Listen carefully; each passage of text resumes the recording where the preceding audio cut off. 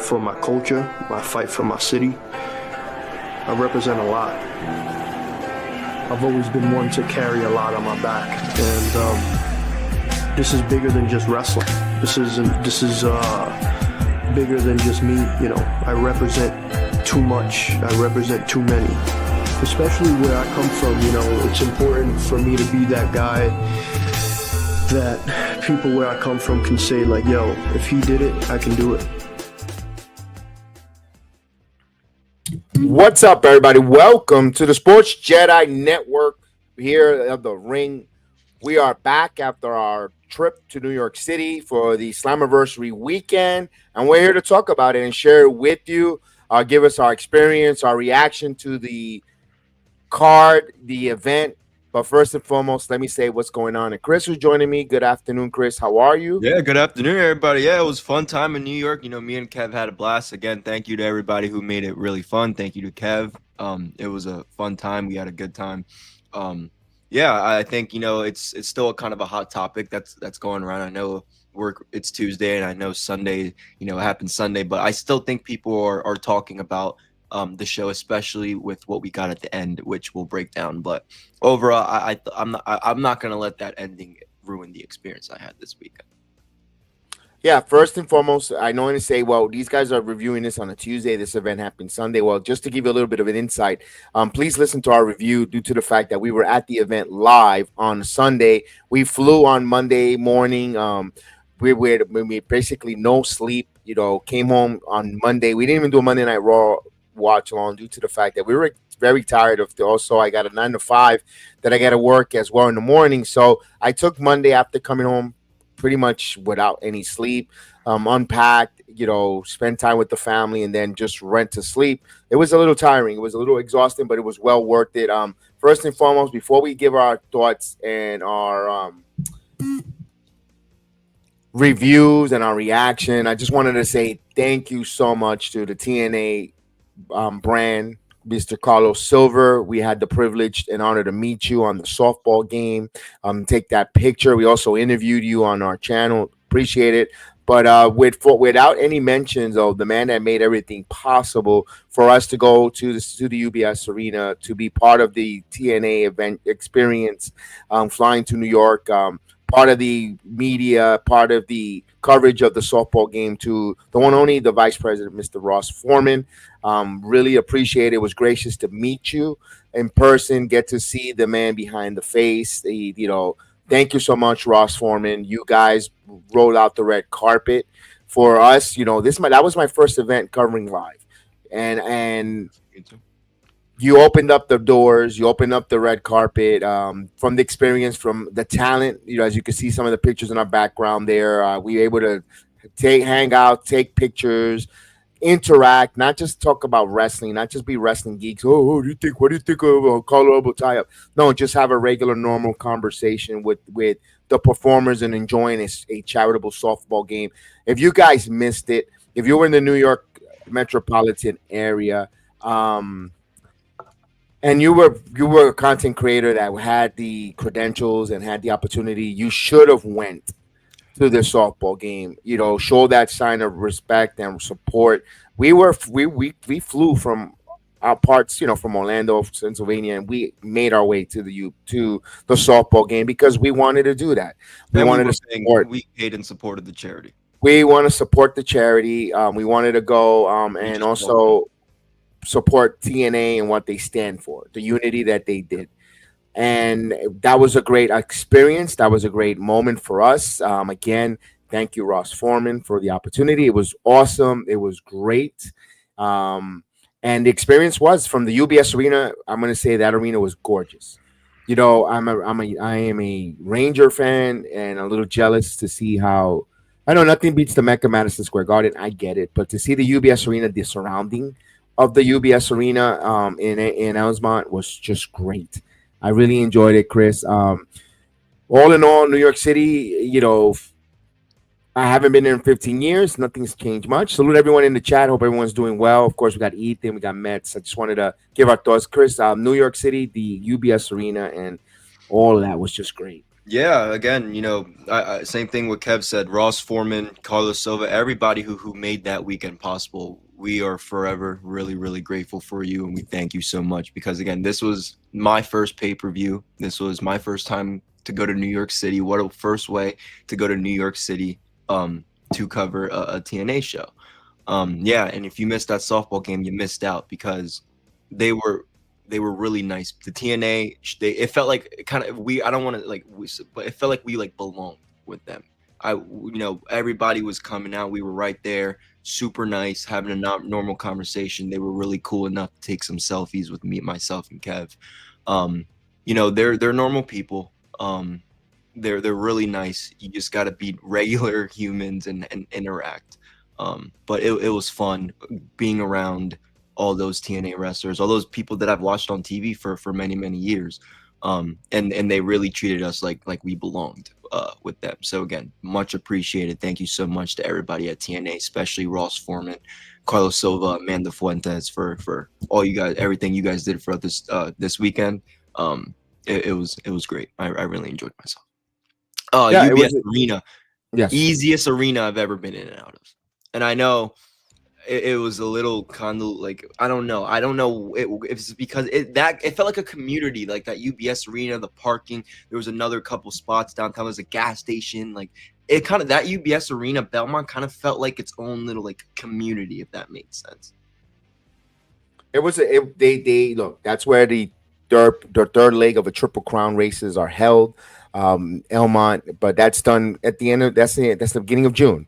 The Islanders, they make that they went out of the way. They made that arena feel special. You know that you right there for people. the LIR is there. Some of my The friends came right off through. Yeah, it was great. Cross Island Parkway is right there. Easy way to exit to get out of there. No, we didn't. We just exit the parking garage and right onto the highway. We were no stop and go. It was so smooth.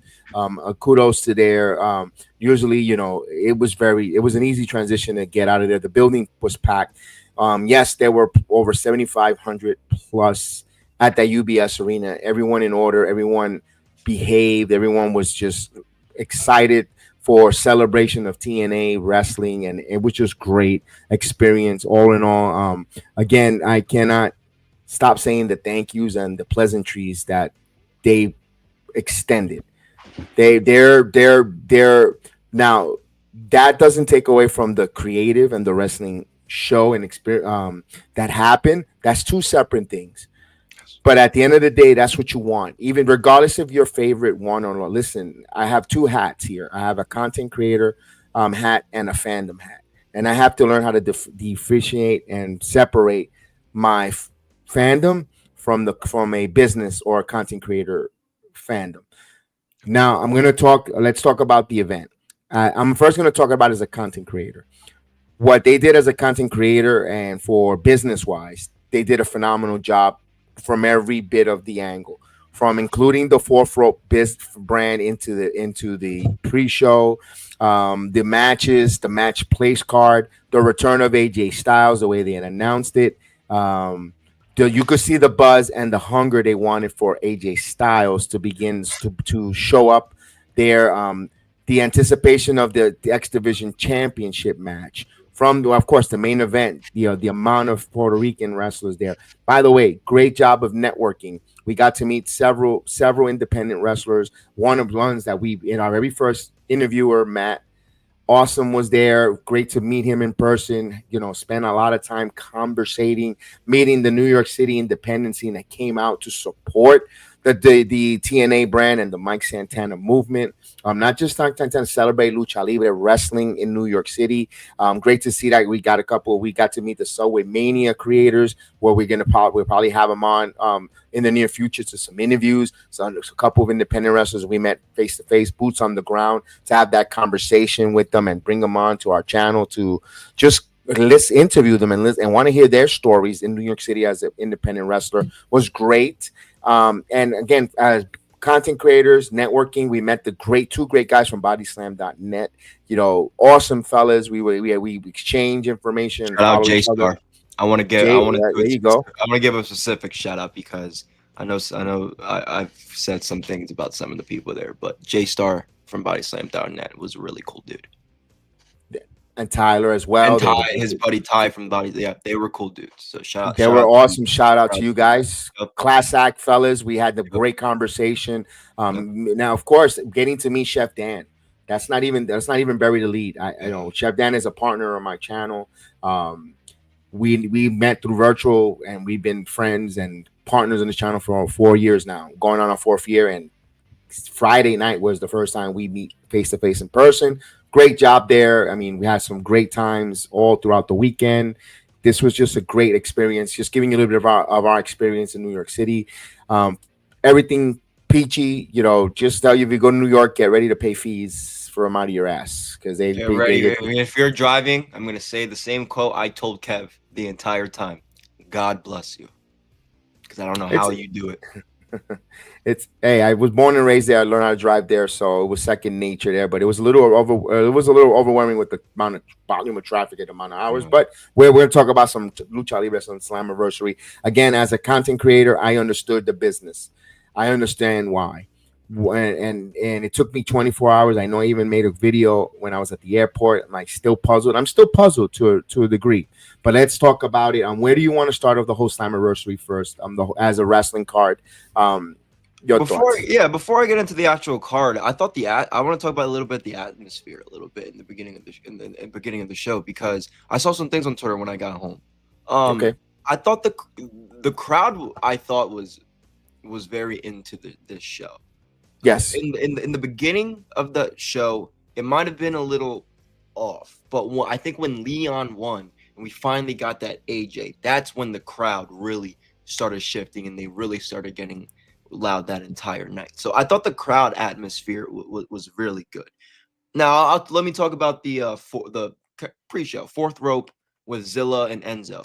I like what they did with the 4th rope collaboration. I don't mind it. They're getting a spot on the pre-show and they're getting exposure, especially for someone like Zilla who has a lot of fans. He's up and coming. We expect him to be in a major part of the Solo and Jacob story. What a good way to introduce him in his a big pay-per-view with TNA and 4th rope. I didn't, the promo from Enzo was a little long. But I thought the match was good. Them going over was kind of questionable as well when you have Steve Macklin as your international champion in the ring. But I hope, I hope it was worth it. I hope it was good.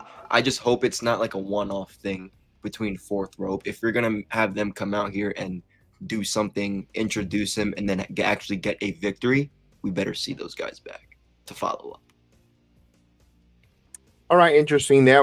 My perspective with the 4th rope, I was looking at that and I was thinking about it because I mentioned we said that in the arena. I said 4th rope went over, huh? Like, yeah. Why would you do that? Now I understand. Here's the reason. I think business wise, TNA they want to. It feels like they want to not please, but they want to be in good grace with 4th rope as well as WWE NXT brand. And okay, my guys will have you go over, especially 4th rope. This is your territory. Like Enzo's cutting the promo. You're coming into my city. You didn't ask permission. Kind of like, which is just it's a gimmick. But they extended that courtesy with Enzo and their 4th rope brand. They'll go over. Who took the pin? Was it Matt? Was it Warner or was it something? It might have been Warner. Might have been one. I don't remember who took the pin, but I know it wasn't Macklin. The match was a short match due to the fact that Enzo did go long on his promo. But here's the thing. He did go over, but the crowd was with him step by step with that promo. He was over with the promo. People like the hits, a couple of haters, he spelled out soft. He cut a promo. He put over Zila and so forth, and his other partner. Great job by Enzo. A little too long. Got to be a concept of time, especially when they got to hold that. You've still got many mega matches, and they're gonna have to start at 8 o'clock on the top of the hour. So it cut into the match, but all in all, good introduction to scene 4th rope. Now you want to see some more 4th rope. If you're new to the whole wrestling scene or you're TNA and you go, who is this? What's this 4th rope? It was a good place for exposure there for that brand. So that's what the collaboration does. It helps the company that wants exposure, needs exposure from from that same audience, and that exactly did what it did. Look, the tag. Let's talk about the Knockouts tag team. There, it was done well. You have a Maggie Lee Elegance. You use her with the ref distraction, retaining. Iconics or the inspirations just returned to the company. To put that title immediately on them would have been, we could see by the end of by the night they don't do the quick title runs. You come in and they play the super long division game as we saw by the end of the Raws. Everyone knows the results already, but we're just giving you our thoughts on it. I'm not going back. I'm not going to go too match for match there. Tessa, Indy Hartwell. I don't know what's going to happen to Tessa. They gave her a suspension indefinitely, so I don't know if it's going to take some time off, clear your head. To me, I'm thinking they're prolonging and lingering the fact that they're afraid of putting the Knockouts World title on Tessa right now, because when you have 7,500 people plus chanting she's a racist, where, listen, what happened that happened many years ago. Granted, I understand that you can't hide from her sins, but it's her best friend is Victoria Crawford. Last team I know, to me, she's an African American woman. So if she was a racist, she wouldn't be hanging out with her or good friends. If you see them at the softball game, she's beloved. They're friends. She's also married to a CMLL wrestler that speaks no English and had to learn the language to be, so I don't understand where the racist chants come from. But going back on that, because that is something I did want to bring up as well. And I told you this while we were at the arena. While all the crowd chants, I was like, they're not going to put this title on her anytime soon. And it worries me because TNA does not like how we talk about with like Mike Santana, and we'll get to it later. But real quick, we talk about Mike Santana. There's no heels to build him up. There is no heels in that Knockouts division to build any of these people up. Tessa could literally get every single babyface on that roster over just by her being Tessa. So I don't understand why the fans that can't put all the bullshit aside, that something that happened 10 years ago, I can't understand why you guys don't understand the business world and open your eyes and realize how valuable Tessa Blanchard could be for your favorite up-and-coming knockouts who are baby faces.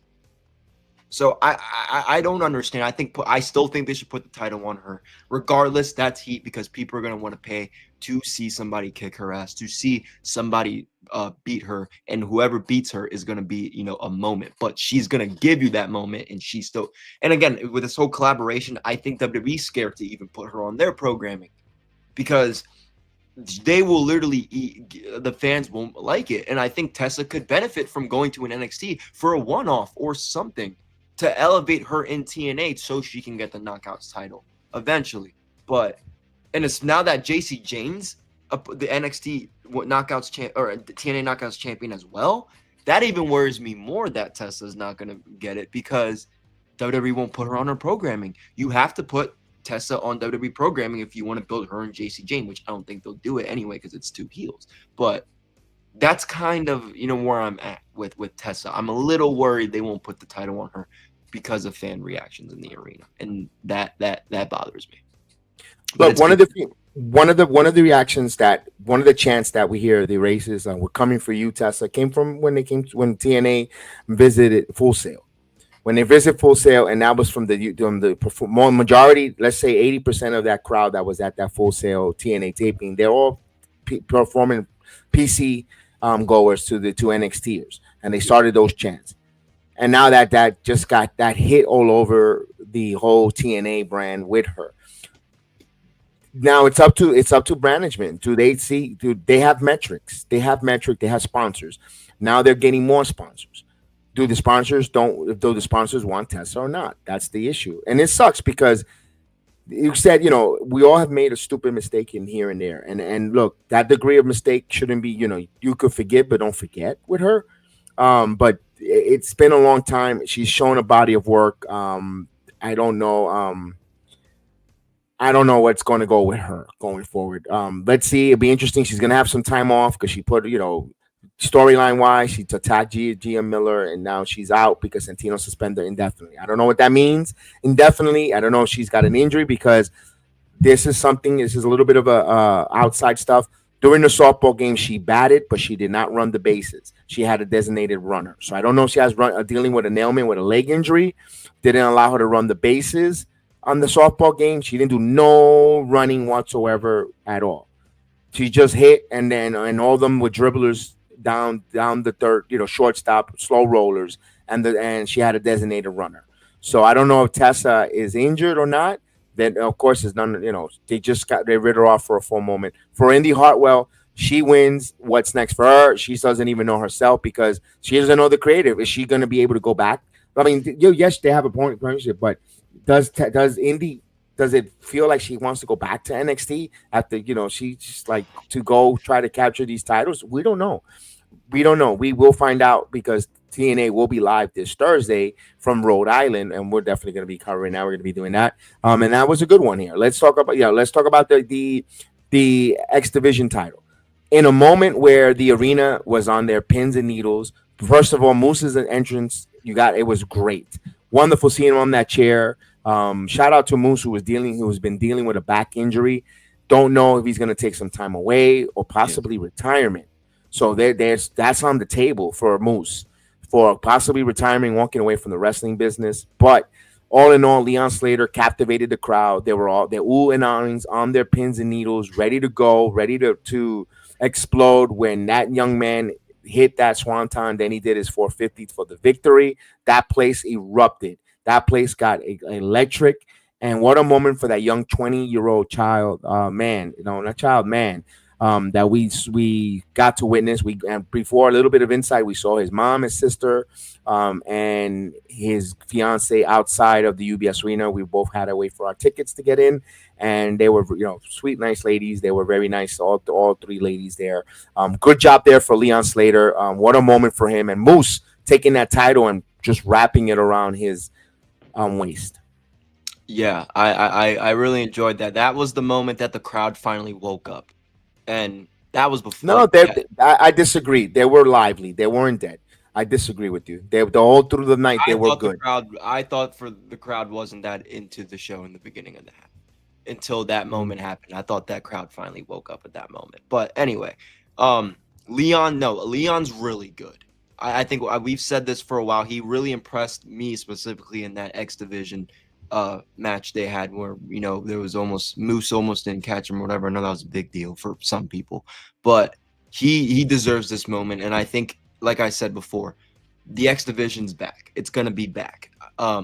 Moose wasn't your traditional X Division guy, and I love the Moose being X Division champion. He got the name out, really represented the TNA well, champion. I love that. X Division, I love the high flyers. I love the young guys like Leon. So I think him getting the X Division title back is really cool, really dope. He had a good moment.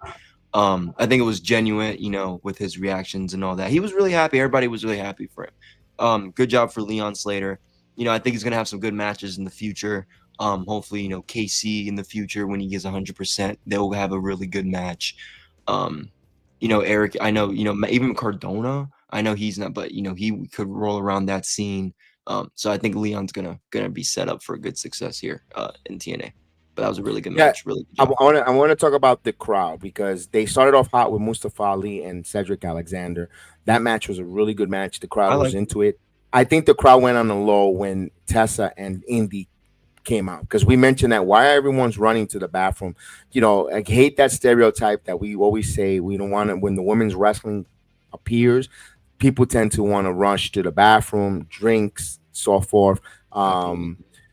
Yeah, and that was not the way. That's where the crowd was a little down. No, you could be right because I was like everybody, a lot of people, because we had that 8-man tag with Dark State versus the system with Matt Cardona, and the hometown Cardona and Dawkins did get a huge pop at that match. They wanted to see Dark State get their butts kicked, and they did. So that crowd was still engaged there. So that's but they got louder because once we knew, no one knew when AJ Styles was going to appear. But the minute that Leon Slater won that match, that's when AJ Styles came out. Now that was a great reaction because especially when he came out to his theme song. Everyone in that place was a great sing-along. Great moments there at the UBS Arena for TNA with AJ Styles' return. Yeah. Yeah, no, especially with Leon, it was genuine. He didn't know it was coming out. Um, and I think, one of the best X Division guys to ever do it, crowning the youngest one ever in the future. That's what I'm saying. I think they got high hopes for Leon. I think Leon's gonna make that the X Division again, which I'm really excited to see. Like I said, one of my dream match scenarios for that division is a KC and Leon feud in the future. I think Casey will be the one to take that title from Leon. Not just yet. Let's not No, fantasy. yeah, Let's he not. has to get 100% in Let's order. not hot shot the titles yet. No, not yet. But I'm just you saying he never has. know. Heat wave comes around. Javon Evans needs an X Division title. I mean, who knows? Maybe NXT in the ruts and takes the X That's a good Division match. title. That's one match I want to see. Yeah, Yes. Javon Evans takes it from Leon Slater. Nothing pushes past me. Speaking of that, we got JC Jane versus Marsha Slamovich. Where here's one of the things that I kind of raised an eyebrow. Listen. I have my reaction video. Happy for JC Jane. Seeing JC Jane in the with Toxic Attraction with Mandy Rose, going through the bullshit that Mandy Rose put those two girls, Gigi Dolan and JC Jane, because she didn't want to comply with the rules with the WWE of not showing her half naked self to make a couple of cash, because that's a policy in place by the company. Kind of messed up. To me, I found it kind of selfish. You messed up JC Jane and Gigi Dolan, which Toxic Attraction, they might have been on the main roster. They might have been. Right now, Gigi's not with the company, but good for JC. She picked herself up. She found herself a couple of years after Mandy Rose left, and did what she did there, and good for her. They're making a villain, a heel. She's now, no one expects her to be a champion. She was supposed to be a transition champion, but now she's a two-time champion for two companies. Great job on JC Jane. Here's the one issue. Marsha's from New York City. You bought Johnny Ross, her trainer, out there. You kind of embarrassed her in front. To me, I kind of felt like you kind of embarrassed her with that finish in front of her hometown and her mentor. And I don't know if it was a humbling experience for her. I wanted to say, what's the purpose behind it? I understand they want to get a TV rating. They want to do great stuff there. Again, I was very happy for JC Jane, and I still am happy for JC Jane. But damn, when you look at it, it's like, I'm telling you, as a content creator, I see it one way. As a fan, I'm gonna try to separate myself from Kevin and from BX Sports Jedi Kev. It's tough, but as a fan, I'm like, damn, that's kind of embarrassing to be at. That's part of wrestling. You got to have a win and loss act. You got to carry both of them. You don't know which one you're going to be tapped on. But damn, if you bought Johnny Ross, you're in hometown. You made a big deal in New York. This is TNA's first time in New York City with a big event. You're on one of the hometowns, lost, and I go, okay. Then I know. Then I think I know what the main event where they might go, and let's go. First, anything, your thoughts. And besides, before I say this here, I want to give this before I give this to Chris. I want to commend Carlos Silva. If you have doubts of him as a president of the company, and not because he was on our show, not because he met us and we talked and we have established a nice friendly meet with Mr. Silva. The man, if you watch him, observe him in action in the wild at the shows, the man is everywhere in a good way. He's there motivating the crowd, shaking the hands in the front row of people, up even on his way to the front row, up and down the arena, saying hello to everyone, taking pictures or saluting, being cordial. With the talents, you see the talent come from behind the curtain to watch some other matches with Mr. Silver. He's conversating, having that conversation, also presenting the world titles to the winner and individuals. He is doing all those little inkless things that, to me, it makes a big difference in a company. Not just sitting behind a gorilla, not just sitting behind, in their cushy in the back and just, he's showing face by his actions. And I love that about Mr. Silva. Kudos there. I love what he's doing. You see the growth with sponsorship. You see now with energy drink there, and they see the sangria. You see all the different sponsorships the man has been delivering of what he's spoken, what he said, business-wise, growing the product, making more money. When you make more money and you make more product, more money, guess what? You get to retain your own talent, and you also bring in some new talent. So those talent that we love and they're waving the TNA flag, when their contract comes up, if they're making money, they're going to re-sign with the company, because he's also putting a family atmosphere. When they say this is the best locker room family atmosphere, trust me, it is. We've seen it from our first hand. They're doing a hell of a job. Now let's go. Chris, you want to add to that before we go right to that main event? No, I won't add too much. It's just I didn't know, or excuse me, it was a little rocky with who I thought was gonna win that match, just because I felt like WWE didn't really give Masha the recognition or the um what's it called, promotion that she got. Like, they didn't really talk about her, really promote her. It's just they promoted the match with JC Jane. So that kind of raised an eyebrow for me in the beginning, but I'm not surprised. I mean, it's going to be interesting to see what they do with that, or how they were to break that up in the future. I'm not going to get into that because it just happened. It's really fresh. We haven't gotten to NXT yet, but um, it was a surprising one for sure. Do I think Masha could have, you know, been double champion? We talked about it, on our spare time. We don't know. She loves to do the indie stuff. She loves to do the GCWs and all that stuff. I don't know if, and she has more bookings, publicity. Thank you, Mets. She has more bookings for indie shows, and we know what it means when you're a champion under the WWE umbrella. You don't do that. So, those little things raise an eyebrow. I don't know what's gonna be in the future for Masha.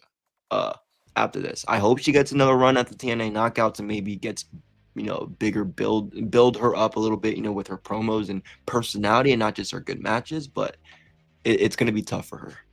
Not tough, but for a little bit. Look, Marsha Slamovich, if you heard her promo on NXT before Slammiversary, was not good. It wasn't good. That was not good. Also, she, like you said, like when we were talking, she does take a lot of independent bookings. WWE is not going to have their entity property of theirs on a GCW card or JCW, or no disrespect, or an independent scene. They have their Evolve champion, but we know for firsthand they pulled their Evolve champion from the respect card, because he's being showcased in the WWE showcase card. That they'll do the independent, but it has to be with a showcase with WWE interest. Marsha they weren't going to let the NXT title be with her at all. Nope. They despite the fact she could be a beast in the ring, so is they weren't going to let that entity of that title, and maybe that was a different clash. Again, I don't know how long JC Jane is going to stay champion, because I think the more we keep saying she's going to lose next and we want her to go out, the more I think that the NXT brand is going to keep resisting and keep the titles on her. That's the way I see it when it comes to JC. But let me face it, the way she got to that win, there was nothing. She hit her with her punch. She got her with her finish. I mean, that I understand that the referee distracted, but she still nailed it with her finish. The in-ring has been, and the promos, JC's gotten better on the microphone, and her in-ring got much more stronger. What happens to Marsha? I'm worried, because again, as a content creator, I understand, but as a fan, I'm worried. I am feel bad for Marsha losing in New York City in front of Johnny Rocks. But as a content creator, I understand what's best for business at that moment. And that applies for the main event as well. I've got two thoughts on the main event. I'm gonna go right into it. As a fan, as Kevin, who went from Orlando, Florida, took a flight and a hotel and rent a car and went to Slammiversary. It hurts. It sucks that Mike didn't go over. I was invested in Mike Santana going there. I spent money where I didn't have the money to go see my guy, Mike Santana, possibly win the NXT title. I mean, the TNA title. But now as BX Sports Jedi Kev, the content creator, they want to extend the story where now you feel the sympathy on Mike Santana, supposedly Cody Rhodes. And now I'm going to go back this is hard, because it's hard for me to differentiate as a content creator and as a fan. Trying to take my fandom and trying to what makes biz for business. It's hard not to mix them up. But I'm going to tell you something that I saw as a content creator, business wise, when that Saturday afternoon when they had that charity softball game. I'm not going to say, I'm going to give credit. Trick Williams was very nice. And he showed up to that charitable softball game, and he was really good with the kids. Really good as a heel, not trying to chase the hug. He was still being the heel person, but in a nice way with the young little kids, zinging them, but in a respectful, playful way, you could see, and you could see the charisma of, and not saying Mike doesn't. I'm not saying that. Don't get me wrong. This is not a Mike Santana burial. Mike Santana obligations with Poughkeepsie and the GCW. I'm pretty sure if he had if that was open, he would have been at that softball charity game. But those little things TNA management sees from a Trick Williams, you know what? He might not be bad holding our title. He's an NXT guy who could bring more eyeballs to the product, and he's not embarrassing himself outside of the wrestling business. Actually, he's actually charismatic, and he draws people to him. And I can see why they might have done an audible at the last minute for Trick to hold on it for a little more time as the championship. How they got to the finish, as a content creator and as a fan, I might not like it, but I like how they did it with the knee, faking the knee injury and coming in and pushing him and steal the victory. Trick, he did what they did to him when Ethan Page did to him and took the title away from him. He did it to Santana, and I was like, oh damn. And as Chris, I don't know what I've got some other scenarios, but that's what I feel now. I'm not happy with Santana losing the match. It is hard to separate the content and the personal. Look, I understand if WWE or TNA wants to do a angle storyline where it is Mike Santana chasing. This is my only problem. Haven't they done that already with this? Did they not just build everything around Santana losing that match at NXT, not being included in the main event at Slammiversary, and then the fans go crazy, and then they add him into the match? That's not building it up. What else we might disagree? I agree. No, I agree with you. What else do you need to do to build Santana for his moment? It should look. I understand with whatever with the JC Jane stuff. No, I'm on the boat with Heather. I'm sorry. I don't think there's an excuse for this. I understand. Now let me backtrack. Everything Kev said. He's right. If Trick Williams made himself, he represents TNA very well for somebody that's not in that company. And if I don't blame them for 1 second if they want to keep the title on him for a little bit. I don't, as a guy who saw it with their own eyes, who I'm not a complete mark. I know how the wrestling business could be to an extent looking at it. I understand. I'm not like, oh, TNA. I'm not on that boat. But if they are trying to build that moment for Santana, like, why this was it? You had his father do they had the last voicemail all over the promo. That's all it was. You had him in New York City. I've never seen that many besides his Puerto Rican Day weekend. Please, Kev, have you seen that many Puerto Rican flags inside of a show? For one big show? No, you have not. You had everybody, Subway Mania, all these independent wrestlers that are from the Bronx come all the way out to Long Island. But you still need they still need to chase it. I don't understand what else you need to do. They're saying that they're not catering for the 7,500 in the building. They're catering for the millions watching across. Millions of watching at home. So when they announced Joe Hendry and Trick, that post that had it originally, it had like 1 million, like one of their highest ones, 1 million. And all the reposts were, "We want Santana. Why isn't Santana?" I know. Everybody look, you didn't have to be Puerto Rican, and you probably wanted Santana to win that match because you got behind his story. I know. So I don't understand. The build was there. He lost to Trick in NXT when me and Kev both said too soon, but this could be good because they could build it up for Slammiversary. Now we got to Slammiversary, he loses, and there still needs to be more build for Santana. I'm sorry, I'm not buying it. I'm with you. I say this is bullshit for if he's gonna win it at Bound for Glory. Why? The toothpaste is out of the tube. Oh wow, Laurel, Massachusetts. Come on, man. There's maybe a small population of Puerto Ricans in Laurel, Massachusetts, but come on, man. You had New York City. You had UBS Arena. You know what? Guess what? You would have had a whole demographic of people to tune in and follow TNA. Santana's the face of the company. I'm gonna buy the TNA app. I guarantee you out of that 7,500 plus that were there might probably be maybe a 1,200 that had the TNA Plus app. Bought. Everyone else didn't. I guarantee you they didn't. No, I guarantee you, a lot of the Puerto Ricans were there. Only came because they saw, oh, Santana's in the main event. One of ours is in that main event, bro. There was a Puerto Rican family out there trying to buy tickets. They probably wanted to see Santana. Like, that's what I don't understand. Like, I understand you don't want to cater to a specific audience, but when everybody around you, even the WWE fans, Santana told us himself on our show. I asked him, hey, Mike, how, you know, we know how the NXT crowd, the Performance Center crowds can be. What was kind of your feeling? Were you a little nervous about walking out there, maybe how you would be received? And he was like, oh, I was nervous, but they loved me. They loved him. Everybody, even the NXT guys, some of Trick's, I saw some of people that go to the NXT Performance Center who were behind Trick. Yo, Trick, I love you, bro. Like, but Santana should have his time. Like, it's not just the Puerto Ricans. It's not just the people that were there, not me and Kev. Most people, I'm not going to say everybody because there were some people that wanted Joe Hendry to win probably. Most people expected and wanted Mike Santana to win. Even all the content creators you see making videos about this.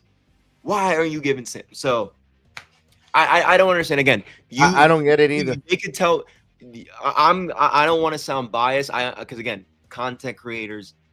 I'm Christian. I want to separate the two. Christian, but it's like I don't for both as a content creator and a fan. I had the same mindset. I don't understand what else you need to do for a build when you had this man get build up, lost it, didn't include him. You had him included because of the fan outrage, and then you still had him lose. That's a disappointing booking decision, in my opinion. But again, as a content creator, as a business guy, I completely understand if they wanted to keep that title on Trick a little more for everything you said at the softball game. I saw that there, and for that moment there, to keep it on him, I'm like, here's my that got me a little like, if especially creative, this goes out to creative. If you knew Mike Santana wasn't going to win, please, you should have never used that bullet of his father. You should have never played that father's recording, because that touched the heart and the emotions of, you know. Here's the thing that bothered me. Everyone knows that he said it. He's in a good place. He's smart. He's in a good place. His sobriety.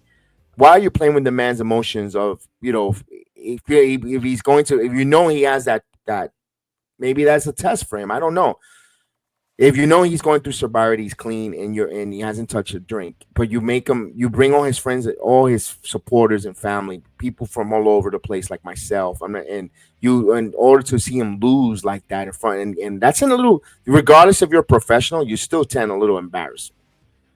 And you're, the same thing with Marshall Slamovich, and there's a history with. I'm like,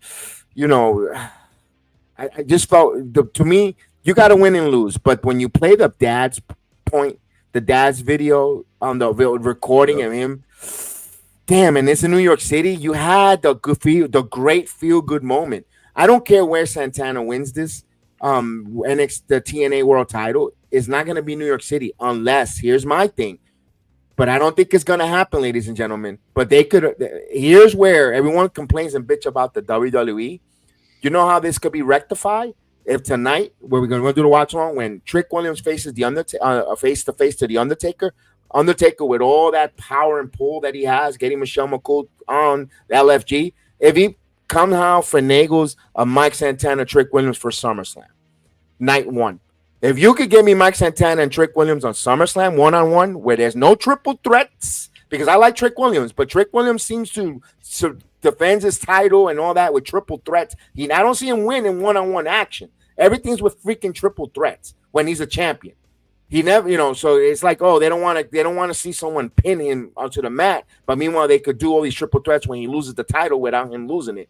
So if he wants to get an Undertaker's face, I would love, and WWE could capitalize in a feel-good moment, but WWE won't do it, because if Santana were to beat Trick Williams for that TNA World Title and at SummerSlam, now we're talking about a TNA wrestler sealing the moment in the crowd with 40,000+ from Mike Santana. But damn, you want to talk about making amends and make Santana with 40,000 people? And by the way, you need more tickets to be sold. You tell me you're not going to get an extra 5,000 with Mike Santana versus Trick Williams at SummerSlam?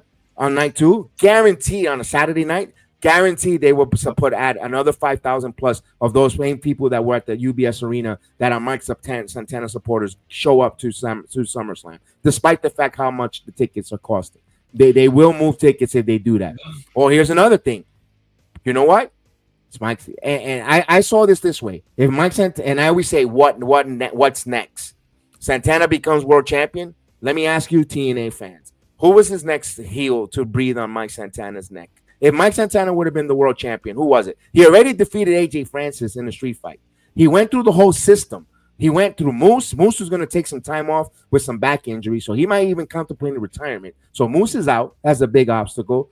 Frankie Kazarian, okay, so is that going to lead you all the way to Bound for Glory? Because you got Emergence, you got Victory Road, and you need Bound for Glory. Not enough heels for Mike Santana to be breathed on right now. You know, Jake Something is not a heel right now. Mance Warner is a tweener. I don't know if you think of him as a main eventer. You don't have enough heels to breathe on Mike Santana. You need to be three separate heels, unless you're going to bring NXT talent to wrestle Mike Santana. Here's what I think. For me personally, if he's not going to get Trick Williams in SummerSlam, Heatwave, he's got to take that title from Obafemi.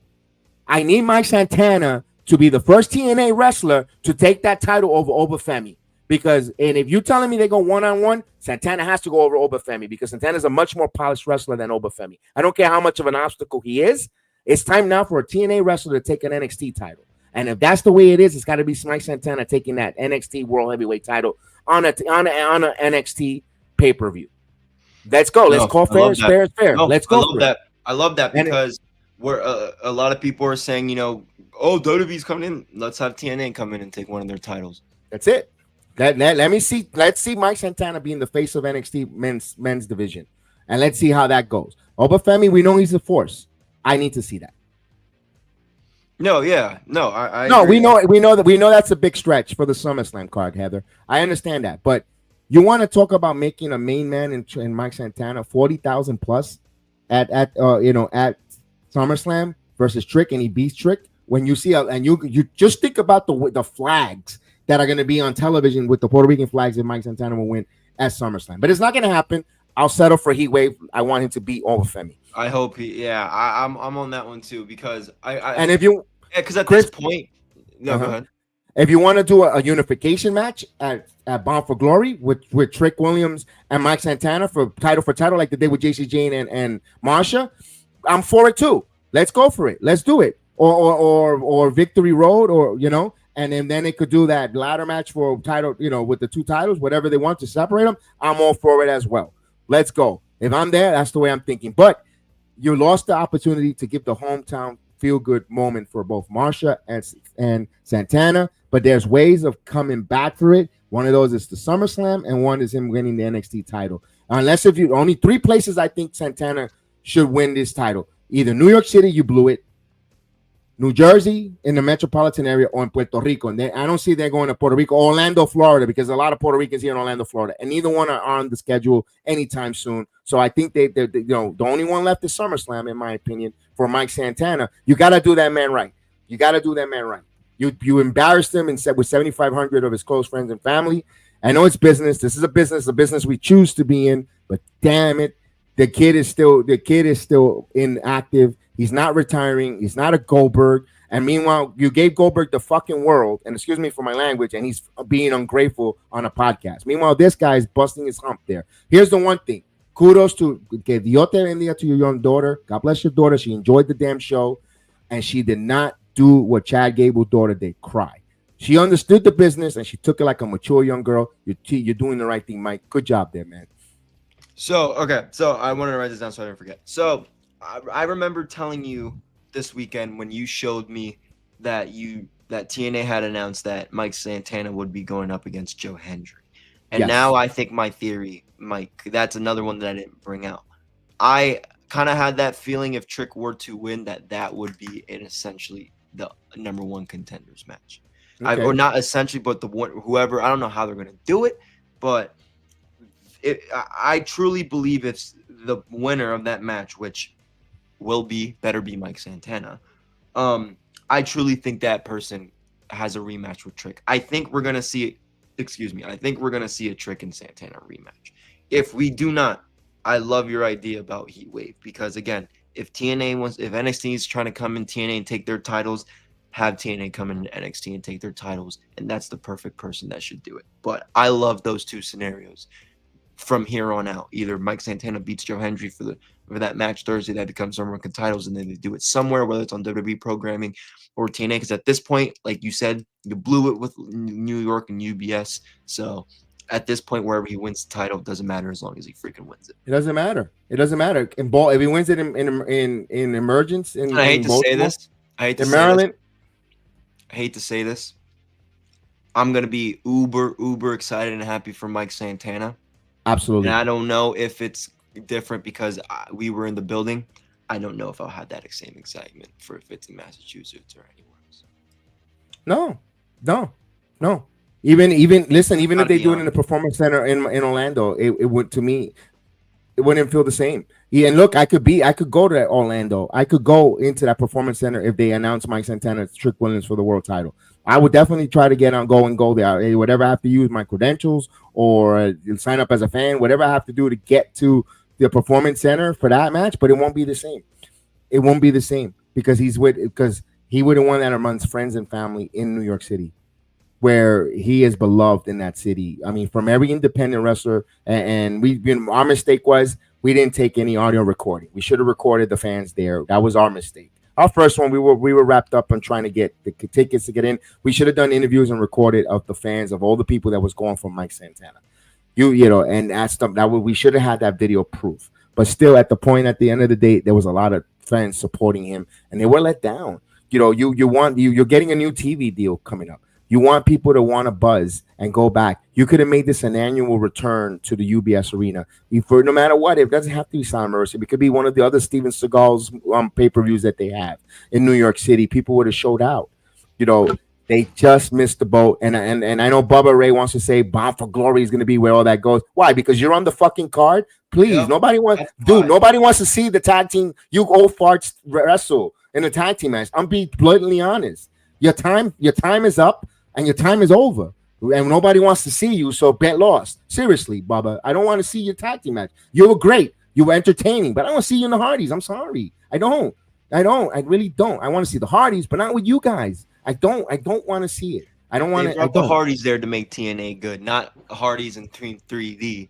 One last match in TNA. I mean, we know. Oh, I wonder who's winning that match. Jeez. I sorry. I don't. I really don't. I mean, I soured on that there. I'm like, oh, it's got to be Bound for Glory. It's too long for Bound for Glory. From here and there, many things can happen.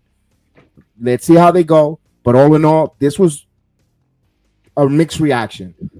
As a fan, it was a little let down, disappointing. As a content creator, it was phenomenal, wonderful. It was great because we made network, we made connections, we seen different people, we met wrestlers. We got there, AJ Francis. Again, let me tell you this: all this negative hate that AJ Francis get online and the disrespect he gets on X, that man deserves a lot of respect because behind the keyboard and words, everybody's disrespectful. In person, what that man does with fans interaction in front of him with children goes above and beyond what that man could do. That man is a publicity charity man who, you know what? And I understand he has to be a heel in the ring. He has to be. He's a top heel. But when it comes to outside of wrestling, with fan interaction, this guy is seriously no pun intended. AJ Francis, he was still a heel without being a heel. He was like, because remember, he was like, I don't care who you like. He was still be like, but like, you know how like you said earlier with Trick, like, because he was clean singers. Because he looked at me, he was like, who's gonna beat us, the whole ass Artie boys? I was like, no. And he was other like, than that, like, that was the only colorful one. And other than that man was awesome. First class. After I even said, I was like, yo, he took shout out AJ. That's the first wrestler I ever took a selfie with. He was really cool. But I posted this, and that's the last thing I'll say. This, I want to bring this up. When the softball game was over, a lot of people had other things to do. A lot of people left right away. AJ was one of few people. The Hardys, Matt Hardy, hometown man, and Zach Wentz, honorable mentions. But AJ was making sure most of the people got pictures after most of the talent left the game. So, and he was still being a heel, and everyone's like still wanting pictures with him. So he's phenomenal. I listened to his Ariel interview yesterday too. So shout out to AJ Francis. He recognized you at the UBS Arena. Yeah, The I Sunday asked him. after. So, I asked him how Casey Navarro was in that spot. He's fine. He's also fine himself from that bump with that ugly bump there on the outside. Everyone's talking about his jewels, his crown jewel. He was fine. I mean, at the end of the day, I said goodbye to him at the end of the show, and had a conversation. I just went up for asked him how Casey Navarro was feeling. And he was doing. He's fine. He's fine. Because I kind of worried about him, but in that spot there. But everyone other than that were pretty much almost healthy. Pretty much healthy. The normal bumps and bruises that happens there. Also, I wanted to give this kudos, honorable mentions, and they keep doing it over and over, and that's the reason why this company keeps thriving. Jeff and Matt Hardy, 4 hours. The show must have finished around 11:30. They might have had a backstage with the performers and Carlos Silva, because he gives out the MVP awards for outstanding performance there. I don't know if they did it there or they're going to do it at Rhode Island coming up on Thursday, but I want to give this. They stood 4 hours after that event signing autographs on the meet and greets with everyone there. These gentlemen don't have to do that. You can see me at picture with Matt. Awesome dude. Jeff was a little reserved because if Jeff would have came to with a mob of crowd, they would have been there for hours, and they had things to do. They had to go to UBS Arena to do the walkthrough. If you saw the pictures the night right before, a couple hours before Slammiversary, they had to go through the walkthrough to the arena and check that out. And the Nemets had to go to a comedy club, and they couldn't stick around for too much autographs either, and so forth. But say how to him. Nick and Ryan Nemeth, they had to go. But all in all, the gentlemen and all the men and women there, Zaya Brookside was there. All of them were phenomenally fan friendly. You don't get that from the WWE. You don't get that family atmosphere too much because, of course, they're going to get Ober mob. There was a nice size of people. It wasn't a small crowd either. It was a nice turnout they had for the softball game against the American Little League. Great job there. Again, you saw Carlos Silva and his family front and center. He was there. He stood until the very end. He did not leave 1 minute early. Nope. When he was there, he stood there. He didn't just make those passive rain showers that they come in for peekaboo and they're gone. No, Mr. Silva stood there, enjoyed the games, enjoyed talking to our people, the fans. This man does lead by example. They're in good hands. They're in real good hands with Carlos Silva. Again, not to be biased because we had him on, but I'm seeing with my eye test. But creatively, we could disagree. We could agree or disagree that the creative, they should have went a different way. We're just giving you our perspective from a channel, from a content creator who was at the arena, who had access to TNA, being there, and my goodness, all in all, great experience. I wish you know what? It would have been a euphoria of excitement if we would have came on right now and our guy Santana would have won. But that's the wrestling business. Yeah, well said. I agree. All right. And again, I'm not going to let the end or the Santana not winning, affect the memories and time that we had down there. But it does suck. We're gonna have to just see how it plays out and hope we like it. Yes, and of course this Thursday we'll be live for watch along with TNA. They'll be live from Rhode Island, and later on in a couple hours we'll be on live from NXT. They'll be in Houston, Texas. So we will find out what happens, what ramifications with TNA is in Houston, Texas. So with that said, we want to say thank you guys. Thank you for the journey. Thank you guys for support, the love. And yes, we're going to have some more TNA wrestlers in the future to interview. So we'll definitely keep that going. So see you on our playback. It's the Heal the Ring playback. And we'll definitely watch along with us. So we'll see you later in a couple hours. For that, for me and Chris, say have a good one. We'll see you next time.